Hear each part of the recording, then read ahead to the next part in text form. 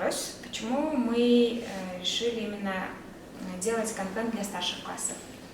Ну, во-первых, это очень бытовая такая причина, то, что у старшеклассников всегда есть доступ к мобильным телефонам, чаще всего, то есть 90% у старшеклассников есть мобильные телефоны. Вот, а так как мы делаем цифровой контент, мы не уверены в том, что правильно детям младше 5 класса преподавать через телефон. Мы пока не знаем, насколько это корректно и этично, да, с точки зрения психологии и развития ребенка, вот как-то вот прививать ему смартфон.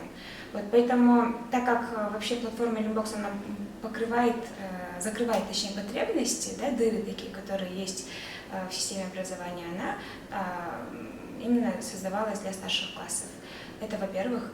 Во-вторых, опять-таки, дети постарше, они легче, то есть обучаются, да, тому, как через телефон проходить тесты, читать, или чем маленькие дети. То есть с ними было легче взаимодействовать, до них легче было достучаться, потому что они уже такие постарше, с ними может поговорить. Вот, по вот этим причинам, наверное, в основном. Ну и еще с младшими классами всегда все-таки там нету такой проблемы, как недостаток преподавателей, потому что обычно вот до 5 класса всегда есть учителя, которые, вот один преподаватель, который все предметы ведет и такой универсальный.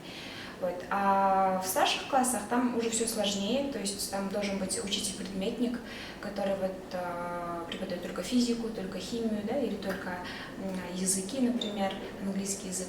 И если просто нет учителя по химии, как это часто сейчас происходит в селах, то дети вот не получают знаний. И вот это, наверное, уже третья причина, то, что со старшими классами вот именно восполнить пробелы сложнее, поэтому мы сосредоточились на старших классах.